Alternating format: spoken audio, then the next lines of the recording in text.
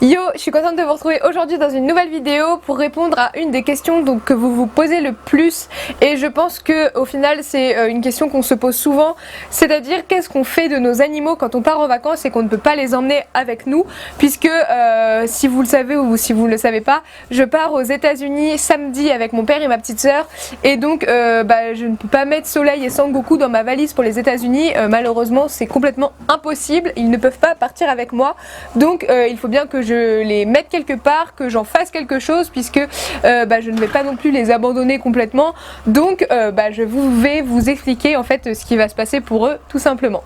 Alors, face à la situation, j'avais plusieurs choix qui s'offraient à moi. Soit je les laissais à la maison en me faisant livrer un grand road-baller de foin afin qu'ils aient du foin à volonté, et tous les jours j'aurais eu une de mes voisines qui leur aurait donné des granulés et leur nourriture habituelle.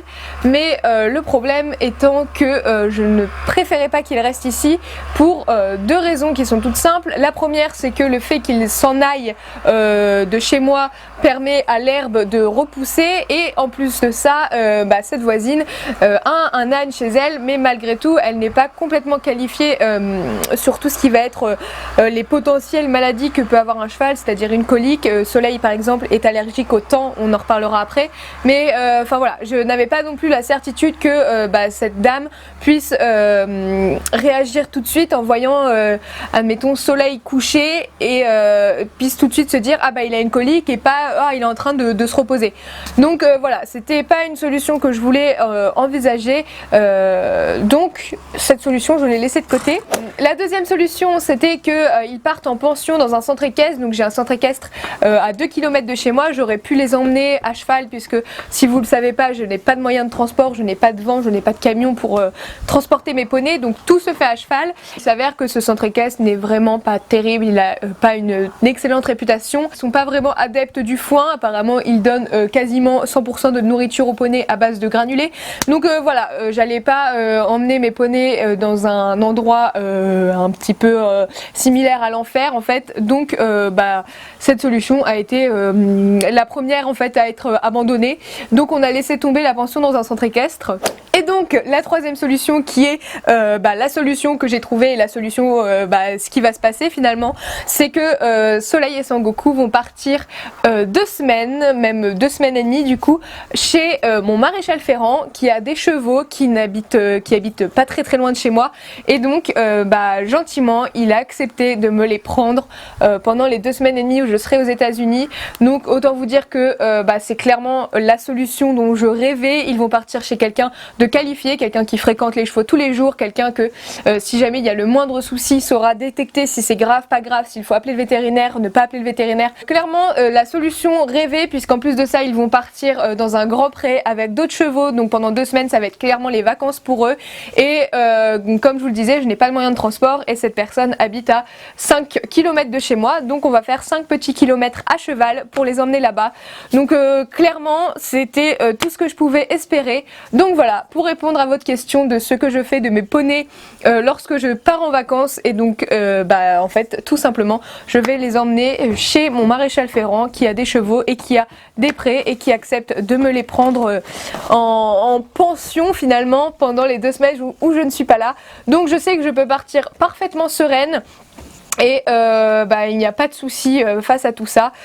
Et les poneys seront très bien surveillés, très bien chouchoutés, et je ne me fais aucun souci par rapport aux compétences de mon maréchal Ferrand. Et en plus de ça, je sais que je vais les récupérer avec des pieds tout beaux, tout parés, et voilà. Donc c'était clairement la meilleure des solutions, et je suis ravie, enchantée et plus qu'heureuse d'avoir la chance d'avoir une personne comme ça à côté de chez moi qui accepte de prendre mes poneys pendant les 15 jours où je ne suis pas là. Et donc maintenant on va passer à tout ce qui est indispensable pour eux, pour leur survie sans maman pendant 2 semaines et demie, et donc tout ce que je vais mettre concrètement dans leur petite valise pour que leur séjour en vacances se passe bien. Alors le premier indispensable, ce sera bien évidemment de l'école, puisque entre les 2 semaines de vacances ils vont changer de pré, puisque c'était ce qui était prévu. Mon maréchal compte changer ses chevaux de pré, donc il va aussi changer Soleil et Sangoku bien évidemment. Donc voilà, de l'école, celui celui de Sango, celui de Soleil, c'est logique et c'est indispensable. Toujours à mettre sur la tête, on va donc passer au petit bonnet anti-mouche. Donc ça, voilà, c'est clairement le gros indispensable de l'été. Donc bien sûr, il y a également celui de Soleil. Voilà, donc ils ont chacun leur petit bonnet anti-mouche qu'ils ont tous les jours et clairement ça leur permet de survivre aux mouches dans les yeux, etc., qui sont carrément insupportables. Voilà, donc ça c'est le deuxième indispensable et ce sans quoi ils ne quitteront pas la maison. Ensuite, toujours dans la catégorie anti-mouche, anti-insectes, etc., nous avons donc la couverture de survie de Soleil, c'est-à-dire sa couverture anti-mouche. Depuis que je sais qu'il est allergique au temps, et ben j'essaye de lui mettre au maximum, sauf quand il fait vraiment extrêmement chaud, parce que malgré tout, on a beau dire que les couvertures anti-mouche restent fines, ça rapporte quand même de l'épaisseur sur le cheval. Et il partira avec sa couverture anti-mouche, à voir si elle sera mise sur son dos ou pas.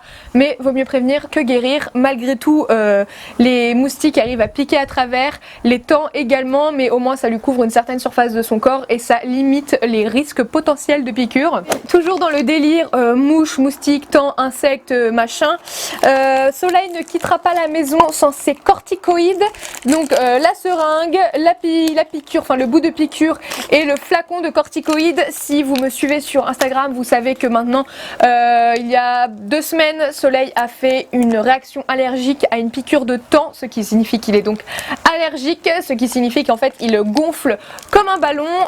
Si vous avez vu ma précédente vidéo, je vous le mets dans le petit i, bah vous avez vu ce que ça a donné. En fait il a complètement gonflé, donc voilà, en cas de piqûre de temps il partira avec ses corticoïdes pour que mon maréchal ferrant, qui sait parfaitement faire des piqûres, pourra lui faire une piqûre afin de calmer l'inflammation et qu'il dégonfle tout simplement. Maintenant il ne sort plus de cette maison sans son petit médicament, sans sa petite dose de corticoïdes au cas où il gonfle. Ensuite, l'avant-dernière chose, et cette fois-ci c'est pour Sangoku, ce sera sa crème solaire. Et oui, petit monsieur est sensible. En fait, il aura tendance à prendre beaucoup de coups de soleil au niveau des naseaux, puisqu'il est complètement rose au niveau des naseaux. Donc il a sa petite protection solaire de chez Equin qui fonctionne du tonnerre de Dieu. Et en plus de ça, il n'y a pas besoin de se fatiguer, on lui en met le matin, ça tient largement jusqu'au lendemain, puisque elle est assez waterproof. J'ai remarqué qu'en fait elle se diffusait pas du tout dans l'eau et qu'elle restait bien sur les naseaux, donc il peut aller les boire plusieurs fois dans la journée et c'est quand même plus pratique comme ça que aller remettre de la crème solaire à chaque fois que son poney va boire de l'eau. Puis en vous dire qu'en plus à cette période de l'année c'est des vrais chameaux, donc je vais pas passer mon temps à courir derrière mon poney pour lui remettre sa crème. Donc voilà, lui mettre le matin, lui remettre le lendemain et voilà. Mais le problème c'est que du coup oui, s'il a pas sa crème il devient tout rouge et on dirait un vrai clown. Donc voilà, cette crème c'est vraiment un gros plus et je la mets dans la valise du petit nain de jardin. Et enfin, la dernière chose sans lesquelles les poneys ne quitteront pas mon jardin, c'est leur carnet. Voilà, donc celui de Sangoku, celui de Soleil, ils partiront avec leur carnet. C'est un peu comme leur passeport, en gros. Je refuse qu'ils sortent de chez moi sans leur carnet. En réalité, c'est juste qu'on ne sait jamais ce qui peut se passer et voilà, encore une fois, s'il y a besoin d'appeler le vétérinaire, bon, on croise les doigts pour que ça ne se passe pas et il n'y a aucune raison pour qu'il y ait besoin d'appeler le vétérinaire, mais on ne sait jamais. Et c'est important qu'ils aient leur carnet pour vérifier plein de choses, notamment si les vaccins sont à jour, etc. Les carnets, c'est important. Et voilà, maintenant vous savez du coup comment je m'organise pour ces vacances. Ce sera certainement, potentiellement les dernières vacances où je pars avec mon papa et ma petite sœur. Donc voilà, en temps normal, vous le savez, on s'arrange pour que je m'en aille et que ma sœur reste à la maison ou mon père afin de s'occuper des chevaux. Mais cette fois-ci, on part tous les trois, donc il n'y a personne pour s'occuper d'eux.